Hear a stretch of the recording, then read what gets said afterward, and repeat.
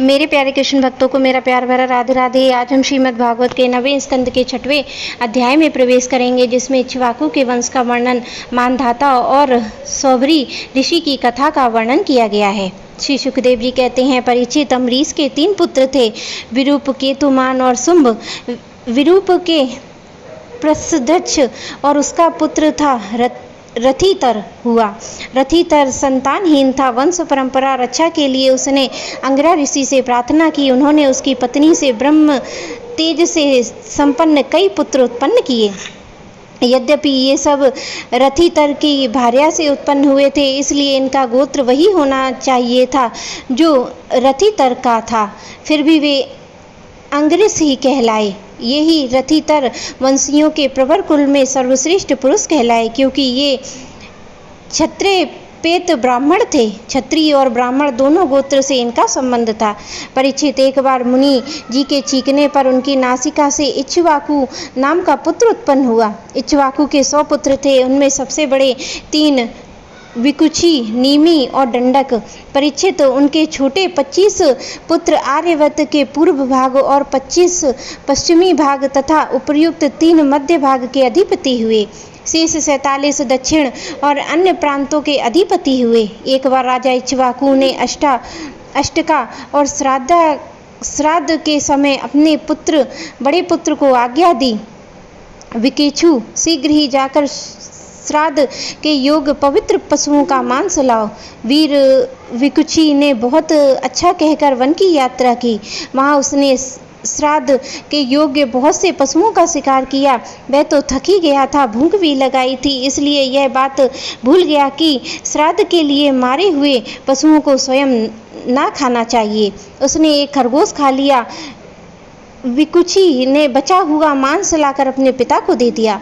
इक्ष्वाकु ने अब अपने गुरु से उस प्रोक्षण करने के लिए कहा। तब गुरुजी ने कहा कि यह मांस तो दूषित एवं श्राद्ध के अयोग्य है। परीक्षित, गुरुजी के कहने पर राजा इक्ष्वाकु को अपने पुत्र की करतूत का पता चल गया। उन्होंने शास्त्रीय विधि का उल्लंघन करने वाले पुत्र को क्रोधवश अपने देश से निकाल दिया।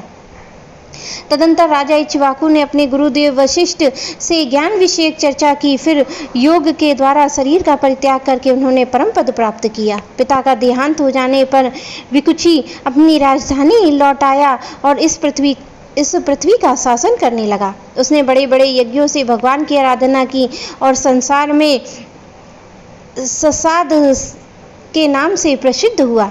विकुची के पुत्र का नाम था पुरंजय। उसी का कोई इंद्रवाह और कोई कुकुस्थ कहते हैं। जिन कर्मों के कारण उनके ये नाम पड़े थे उन्हें सुनो। सतयुग के अंत में देवताओं का दानवों के साथ घोर संग्राम हुआ। उन सबके सब देवता दैत्यों से हार गए। तब उन्होंने वीर पुरंजय को सहायता के लिए अपना मित्र बनाया। पुरंजय ने कहा, यदि देवराज इंद्र मेरे वाहन बने तो मैं युद्ध कर सकता हूँ। पहले तो इंद्र ने अस्वीकार कर दिया, परंतु देवताओं के आराध्य देव सर्वशक्तिमान विश्वात्मा भगवान की बात मानकर पीछे एक बड़े भारी बैल बन गए। सर्वांतमी भगवान विष्णु ने अपनी शक्ति से पुरंजय को भर दिया और उन्होंने कवच पहनकर दिव्य धनुष और तीखे बाण ग्रहण किए। इसके बाद बैल पर चढ़कर वे ककुत के पास बैठ गए। जब इस प्रकार के लिए युद्ध के लिए तत्पर हुए, तब देवता उनकी स्तुति करने लगे। देवताओं को साथ लेकर उन्होंने पश्चिम की ओर दैत्यों का नगर घेर लिया। वीर पुरंजय का दैत्यों के साथ अत्यंत रोमांचकारी घोर संग्राम हुआ। युद्ध में जो दैत्य उनके सामने आए, पुरंजय ने बाणों के द्वारा उन्हें यमराज के हवाले कर दिया। उनके बाणों की वर्षा क्या थी, प्रलय काल की धधकती हुई आग थी। जो भी उनके सामने आता छिन्न भिन्न हो जाता। दैत्यों का साहस जाता रहता। वे रणभूमि छोड़कर अपने अपने घरों में घुस गए। पुरंजय ने उनका नगर, धन, ऐश्वर्य सब कुछ जीतकर इंद्र को दे दिया। इसी से उन राजऋषि को पुर जीतने के कारण पुरंजय, इंद्र को वाहन बनाने के कारण इंद्रवाह और बैल को ककुत पर बैठने के कारण ककुस्थ कहा जाता है। पुरंजय का पुत्र था अनेना, उसका पुत्र पृथु हुआ। पृथु के विश्वरंधी, उसके चंद्र और चंद्र के युवनाक्ष के पुत्र साबस्त, जिन्होंने साबस्तपुरी बसाई। साबस्त के बृहदक्ष और उसके कुलवालच हुए। ये बड़े बली थे। इन्होंने उत्कन ऋषि को प्रसन्न करने के लिए अपने 21,000 पुत्रों को साथ लेकर अनेक धुंध नामक दैत्य का वध किया। इसी से उनका नाम हुआ धुंधमार। धुंध दैत्य की मुख से आग से उनके सब पुत्र जल गए। केवल 3 बचे रहे थे। परीक्षित बचे हुए पुत्रों के नाम थे द्रोणाक्ष, कपिलाक्ष और भद्राक्ष। द्रोणाक्ष से हयर्ष और उसके निकुंभ का जन्म हुआ। निकुंभ के भ्रणास और कुकरास के सेनजित और सेनजित के युवनास नामक पुत्र हुआ। युवनास संतानहीन था। इसके वह बहुत दुखी होकर अपनी 100 स्त्रियों के साथ वन में चला गया। वहाँ ऋषियों की बड़ी कृपा करके युवनास से पुत्र प्राप्ति के लिए बड़ी एकाग्रता के साथ इंद्र देवता का यज्ञ कराया। एक दिन राजा युवनाक्ष को रात्रि में के समय बड़ी प्यास लगी। वह यज्ञशाला में गया, किंतु वहां देखा कि ऋषि लोग तो सो रहे थे।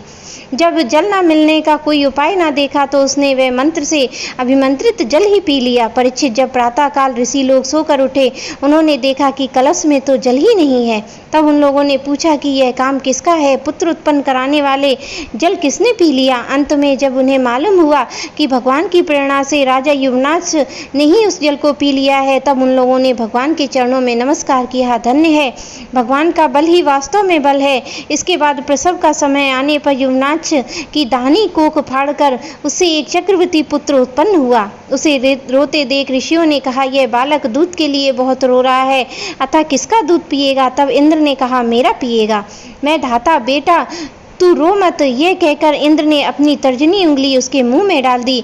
ब्राह्मण और देवताओं के प्रसाद से उस बालक की पिता युवनास की मृत्यु नहीं हुई। वह वहीं तपस्या करके मुक्त हो गया। परीक्षित, इंद्र ने उस बालक का नाम रखा त्रिदुष्य, क्योंकि रावण आदि दुष्य लुटेरे उसके उद्गिन एवं भयभीत रहते थे। युवनास के पुत्र मानधाता चक्रवर्ती राजा हुए। भगवान के तेज से तेजस्वी होकर उन्होंने अकेले ही 7 दीपों वाली पृथ्वी का शासन किया। वे यद्यपि आत्मज्ञानी थे, उन्हें कर्मकांड की कोई विशेष आवश्यकता नहीं थी, फिर भी उन्होंने बड़ी बड़ी दक्षिणा वाले यज्ञों से उसके यज्ञ स्वरूप प्रभु की आराधना की, जो स्वयं प्रकाश सर्वेद स्वरूप सर्वात्मा एवं इंद्रातीत है। भगवान के अतिरिक्त और है ही क्या?